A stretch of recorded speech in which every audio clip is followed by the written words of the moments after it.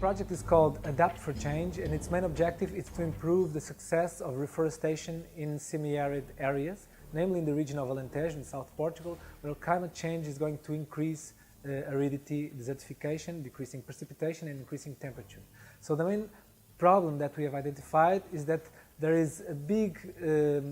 mortality in small trees, that either in regeneration or plantation, namely in local autochthonous trees. So how can we overcome this problem is the main objective of this project. What we started by doing was looking at the history of all the plantations made in Portugal in the last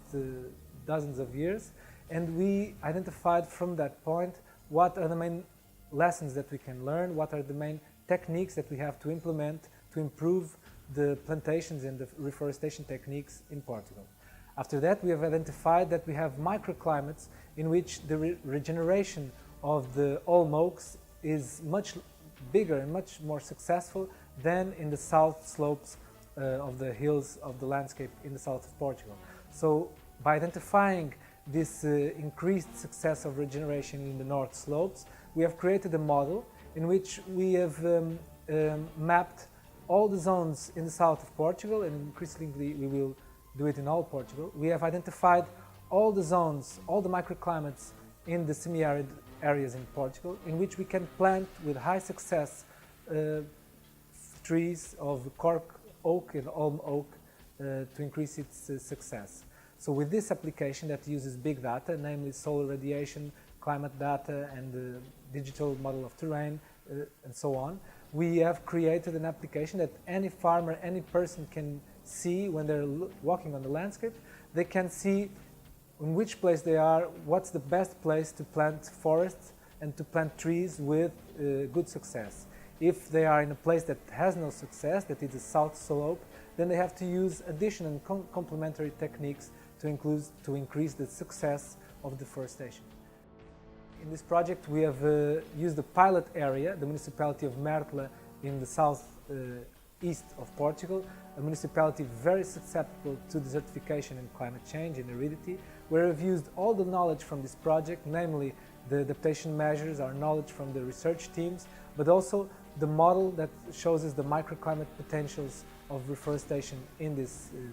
context. So we have created a plan for the adaptation to climate change of forests and agriculture in this municipality in South Portugal. The advantage of big data for farmers is that the people that provide information, their consultants, the project makers and the institutions that support forest projects, they have access to free and wide information about the best places and the best techniques to plant and which techniques they should use to inform the farmer. The farmers normally are pretty much aware of what are the best techniques they can use for their own place. But what we need is that the people that give them support are well informed, and the finance mechanisms are also regionalized and localized so that the best techniques and the best trees and the best practices are supported and not practices that are normally not adapted to the place.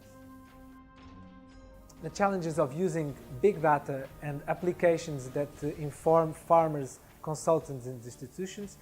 is to make them user-friendly. To improve and continuously increase the user-friendly character of these big data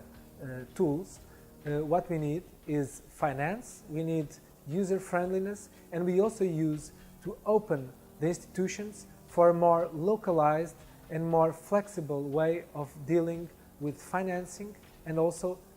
technology that can support and monitor their application at the local level.